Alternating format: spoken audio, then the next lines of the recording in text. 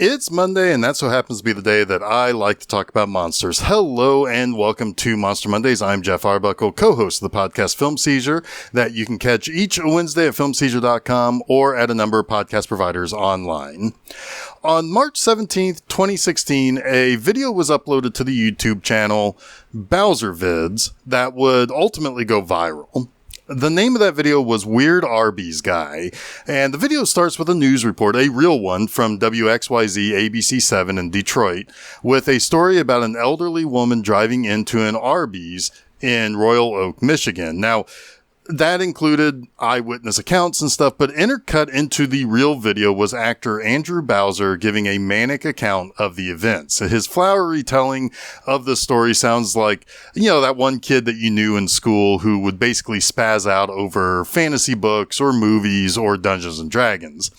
What would ultimately happen is that video would give birth to the online character of Onyx the Fortuitous, Slayer of the Bright Realm, a horror movie and heavy metal fan who would do videos talking about a slasher movie that he loves, or a hot girl, or going in character to a horror convention and asking bizarre questions or overly geeking out about something he saw or someone he's talking to.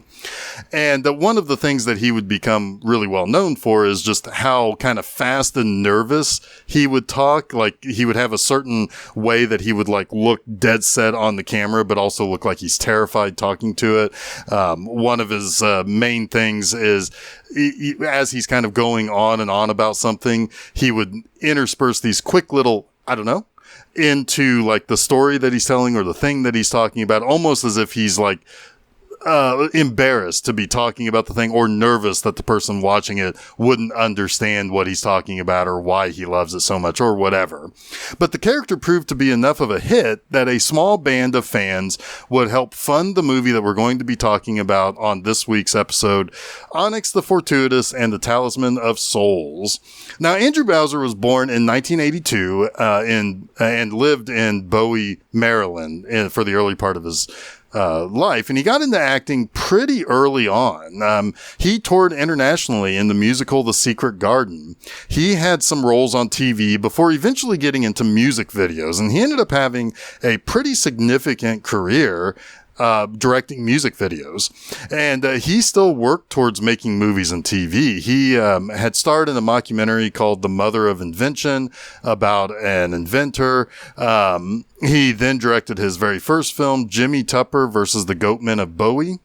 It was part found footage. It was kind of part of that found footage craze of that era. Now, a few years later, Bowser's next film, Worm, became noteworthy for being the first film to be entirely shot on a GoPro camera, something that's actually quite common these days. Bowser is another one of those guys like David Dasmalchian, who I talked about recently, who really leans into the things that he enjoys. Bowser likes making movies. He likes creating a character who is an ultra nerd like Onyx. And he likes horror movies and monsters. And he likes kind of delving into that kind of cool, visual kind of fantasy stuff that would adorn the covers of heavy metal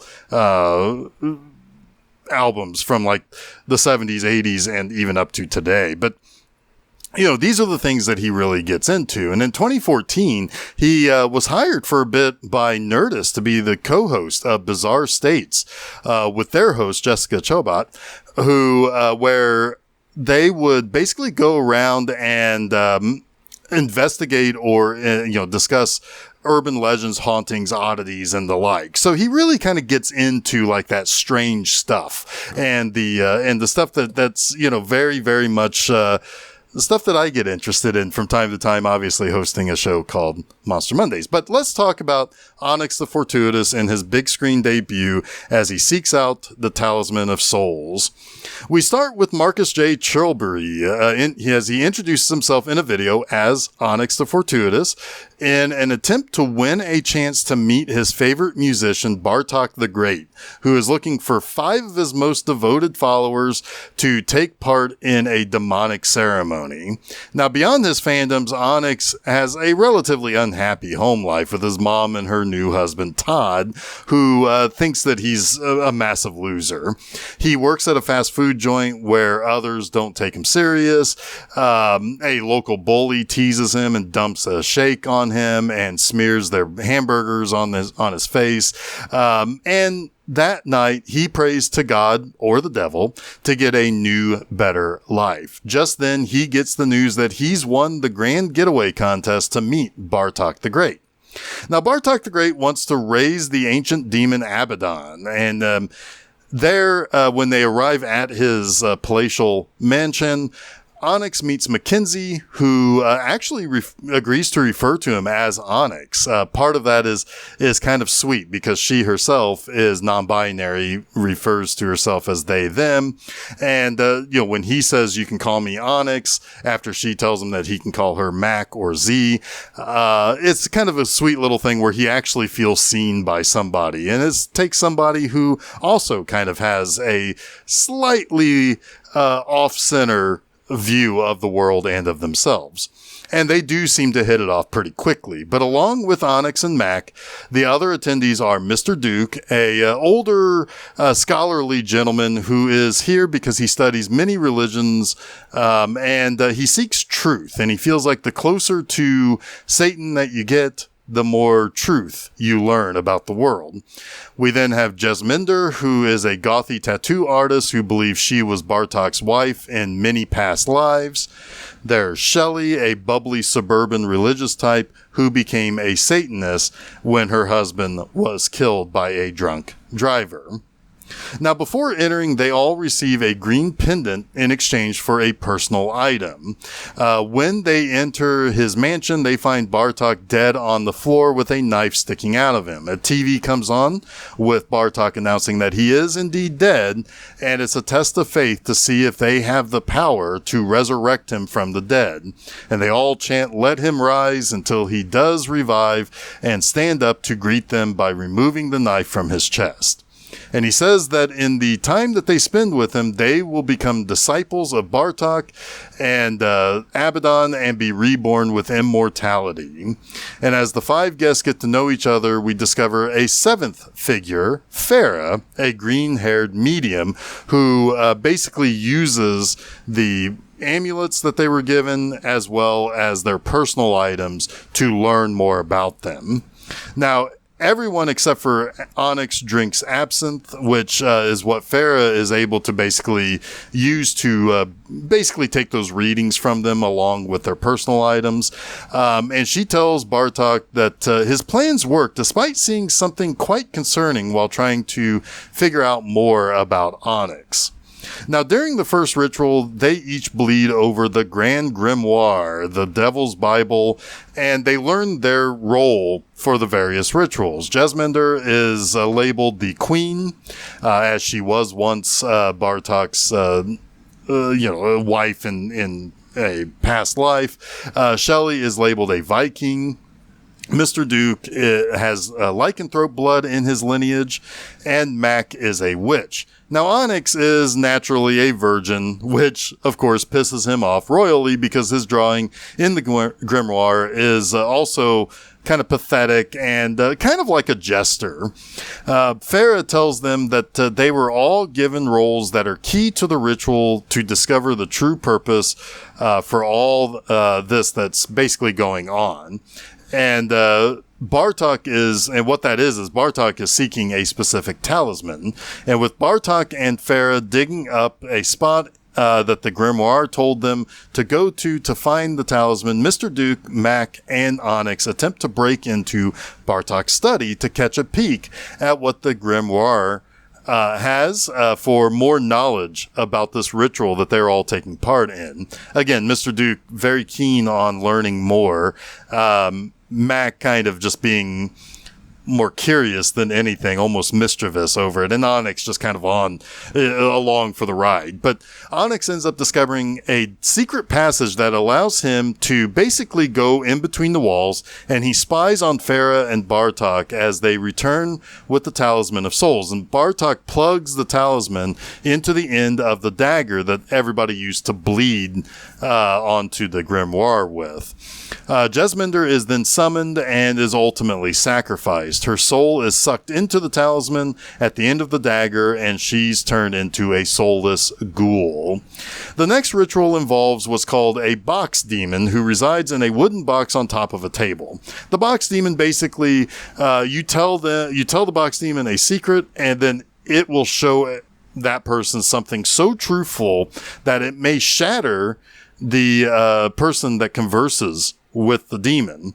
A terribly shaken Shelley is then told to go see Bartok. Mac tries to stop her, but is surprised to see Jesminder alive and normal looking, at least, telling Shelley that Bartok is ready to see her. Meanwhile, Onyx talks to the box demon about a series of Chip and Dale's Rescue Rangers fan fiction that he's written in exchange for a truth from the demon, and that truth that he seeks is why his father left him, which reveals why Onyx always says his catchphrase, "I don't know," which is the last words his father said to him before leaving when Onyx asked him when he would be coming back. Now, most importantly, before seeing the box demon, Onyx recovered a missing page from the grimoire that prevented Mr. Duke from figuring out how to stop Bartok from stealing all their souls and gaining ultimate power. And the page explains how Bartok and Abaddon can be stopped by the quote-unquote fortuitous one, revealing to Farah as well, and revealing to her as well, that Onyx is a danger to her and her master. Now, also, during all of this, Shelley is killed and turned into a ghoul. And in a dream, Farah tells Onyx that Bartok raised her from the grave and enslaved her. She's basically a demon herself. But if they work together, they can defeat Bartok and Abaddon and prevent them from enslaving the souls of millions. But Abaddon also appears in the dream, ridiculing Onyx for not being the true fortuitous one before Onyx ends up getting attacked by the Burger Joint's mascot come to life, just before he awakens. But Bartok discovers that Farah has not been entirely truthful and that she knows that someone here is indeed the fortuitous one. However, he doesn't believe that it's Onyx. He thinks that it would have to be Mr. Duke. So she just says, yeah, it is Mr. Duke. He is the fortuitous one. And because he's basically threatening to cut her head off and have her live for all eternity as a head in a jar. So, Bartok then goes to Mr. Duke, who, Mr. Duke says, hey, I know what you're up to. I know what your plans are. So Bartok kills him and turns him into a ghoul. Mac, realizing what's going on here, basically gives Onyx everything he needs to follow through with the destiny that he serves, which is to get to the cemetery where the final ritual will take place to battle Bartok and Abaddon. So Mac decides to stay behind to give Onyx time to get to where he needs to be, thus sacrificing herself. Onyx will have 300 seconds to throw himself into the Hellmouth during the Blood Moon. The Hellmouth is something that will be opened by Bartok, and if he is indeed the fortuitous one, he will basically be able to rise from that Hellmouth reborn with magic and all sorts of power, and he will be able to revive all those that Bartok killed by returning their souls to them. Bartok begins the ceremony, but Onyx tricks Bartok and jumps into the Hellmouth, and moments later, he returns from the pit as the fortuitous one, slayer of the bright realm. And as Onyx returns the souls to his friends, Farah decapitates Bartok, and she offers Onyx a chance to be with her for all eternity as rulers of hell, but he refuses her, thus making an enemy of her forever.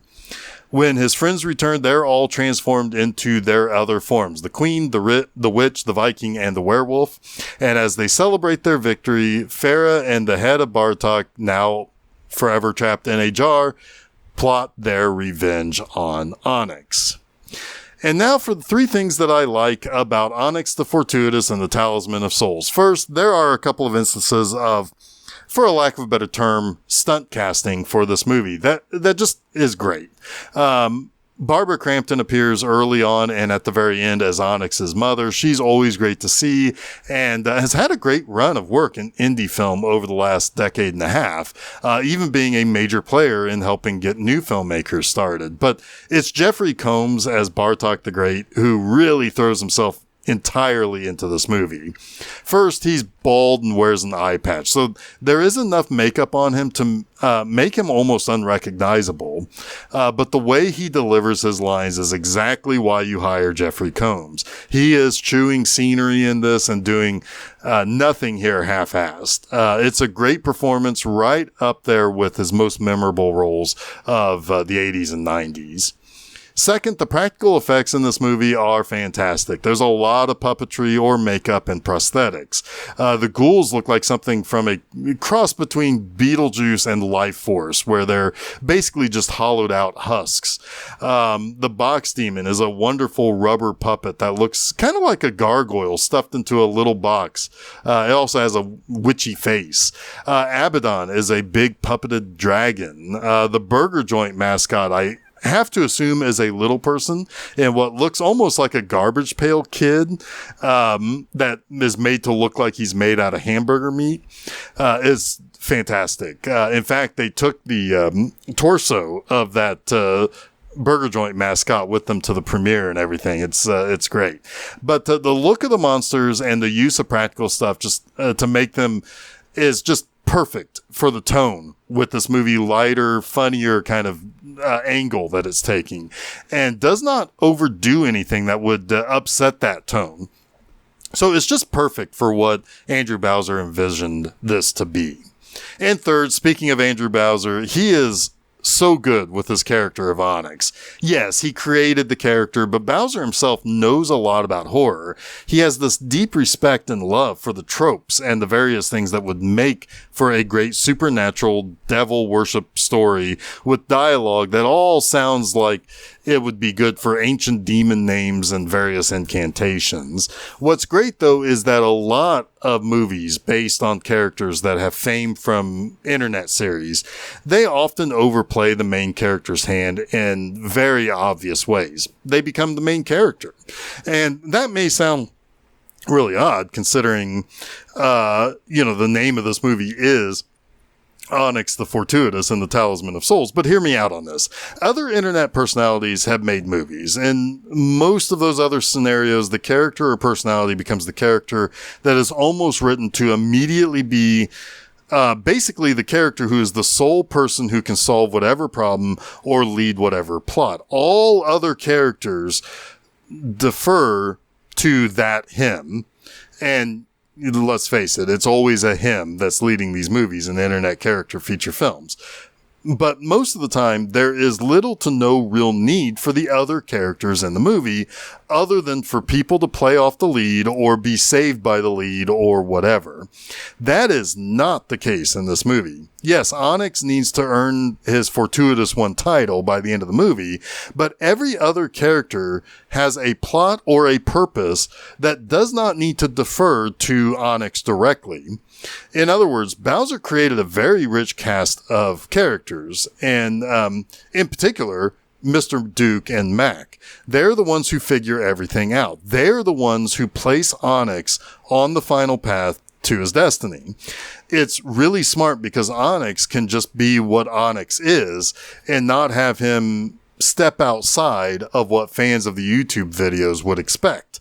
It also means that outsiders watching this movie can get more out of this because the script is very well rounded and comes across like a real movie and not a vanity project like a lot of other YouTube to film movies tend to basically come out as. It makes this a really fun watch, and Onyx can just focus on being the funny, weird guy who has long diatribes about very specific pop culture and heavy metal inspired topics. But that wraps up this week's Monster Mondays. You can catch new episodes of Monster Mondays each Monday afternoon at filmseizure.com. Don't forget to follow Film Seizure at Facebook, Threads, Instagram, and Blue Sky. You can also subscribe to Film Seizure to get both the Film Seizure podcast and Monster Mondays podcast at your favorite podcast providers. We also upload the stuff to YouTube. And you can also check out my website, bmovieenema.com, to read new reviews every Friday morning. Next time, we travel down under for a pseudo-documentary made up of found footage and what's called docufiction. Join me for a movie that is often considered one of the very best horror films in the found footage subgenre, Lake Mungo. So until next week, stay spooky.